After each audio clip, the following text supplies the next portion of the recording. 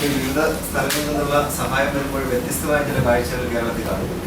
പ്രതിപക്ഷ നേതാവ് രമേശ് ചെന്നിത്തല CM റാപ്പിലേക്ക് പൈസ തന്നപ്പോൾ KPC അധ്യക്ഷൻ പറയുന്നത് ഇടതുപക്ഷത്തിന്റെ കയ്യിൽ കൊണ്ട് പൈസ കൊടുക്കുന്നത് എന്തിനാണ്? ഇടതുപക്ഷത്തിന്റെ കയ്യിൽ എന്തിനാണ് പൈസ കൊണ്ട് കൊടുക്കുന്നത് എന്നാണ് KPC അധ്യക്ഷൻ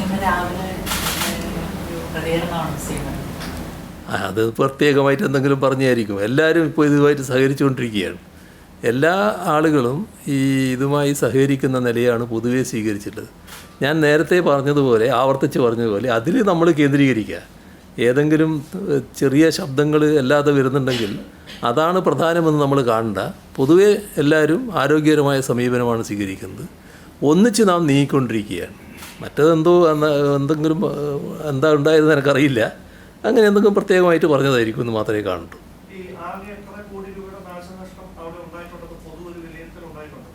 ഇല്ല, അതെടുത്തുകൊണ്ടിരിക്കുന്നല്ലേ ഉള്ളൂ.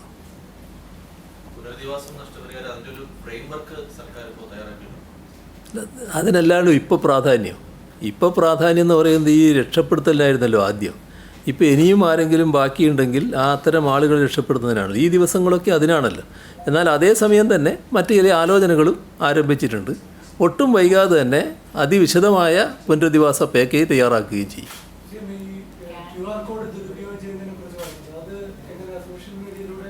അതായത് QR കോഡിൻ്റെ ഒരു പ്രത്യേകത, ഇപ്പോൾ ഗവൺമെൻറ് ഓഫ് ഇന്നത്തെ കാലമാണല്ലോ, ഏത് നല്ല കാര്യത്തിനും ചില തെറ്റായ കാര്യങ്ങൾ സൃഷ്ടിച്ചെടുക്കാൻ വേണ്ടി ചിലർ ശ്രമിക്കുമല്ലോ. നമ്മളാരും ആഗ്രഹിക്കുന്നതല്ലത്.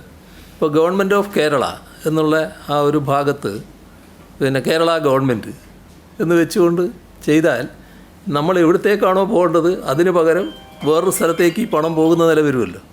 അപ്പോൾ തട്ടിപ്പ് ഒഴിവാക്കാൻ അത് ഉപയോഗിക്കാതിരിക്കൽ മാത്രമേ ഇപ്പോൾ മാർഗമുള്ളൂ. ഇത് വ്യാപകമായിട്ട് വരുമ്പോൾ ചിലരത് ദുരുപയോഗിച്ചേക്കാമെന്നൊരു സാധ്യത കാണുന്നുണ്ട്. അങ്ങനെയുള്ള ശ്രമങ്ങളുണ്ടായതായും ശ്രദ്ധയിൽപ്പെട്ടു. അതുകൊണ്ടാണ് അതിപ്പോൾ ഉപയോഗിക്കേണ്ട എന്ന് കണ്ടിട്ടുള്ളത്.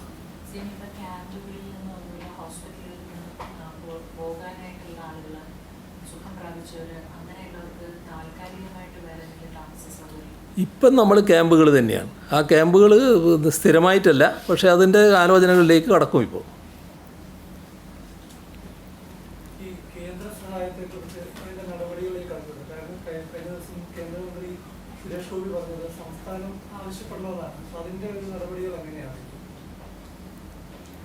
അല്ല, അത് സാധാരണ അക്കാര്യത്തിൽ നമ്മൾ സ്വീകരിക്കുന്ന നടപടിക്രമങ്ങളുണ്ടല്ലോ. ഇപ്പോൾ കേന്ദ്ര ഗവൺമെൻറ് തന്നെ ഇത്തരം കാര്യങ്ങളൊക്കെ മനസ്സിലാക്കിക്കൊണ്ടിരിക്കുന്നവരാണ്. നേരത്തെ ഞാൻ പറഞ്ഞതുപോലെ അവരെല്ലാം ബന്ധപ്പെട്ടിരുന്നു, അവരെല്ലാം അറിയിച്ചിട്ടുണ്ട്. പിന്നെ ദൈനംദിനം എന്ന വണ്ണം കേന്ദ്ര സംസ്ഥാന ബന്ധമുള്ളതാണ്, കാര്യങ്ങൾ അറിയിച്ചുകൊണ്ടിരിക്കുന്നുണ്ട്. എല്ലാവരും ഈ കാര്യത്തിൽ പോസിറ്റീവായിട്ടാണ് എടുത്തിട്ടുള്ളത്. ഇത് കാര്യങ്ങൾ നല്ല രീതിയിൽ സഹകരിക്കാൻ തയ്യാറാകുമെന്നാണ് നമുക്ക് പ്രതീക്ഷിക്കാവുന്നത്. ഇതിവിടെ ഒരു വലിയ അതിതീവ്ര ദുരന്തമാണ് ഇവിടെ സംഭവിച്ചിട്ടുള്ളത്. അങ്ങനെയൊരു ദുരന്തമായിട്ട് ഇതിനെ പ്രഖ്യാപിക്കുന്നതിന് വിഷമമുണ്ടാവില്ല. സാധാരണഗതിയിൽ ചെയ്യാവുന്നതാണ്. ദേശീയ ദുരന്തം ആയി പ്രഖ്യാപിക്കണം നേരത്തെ തീരുമാനിച്ചിട്ടുണ്ട്. എന്നാൽ അതോടൊപ്പം തന്നെ ഇങ്ങനെ പ്രഖ്യാപിച്ചാലും ചില കാര്യങ്ങൾ പ്രത്യേകമായി ചെയ്യാൻ സാധിക്കും. അത്തരം കാര്യങ്ങളൊക്കെ ബന്ധപ്പെട്ടുകൊണ്ടിരിക്കുകയാണ് കേന്ദ്ര ഗവൺമെൻറ്റുമായിട്ട്.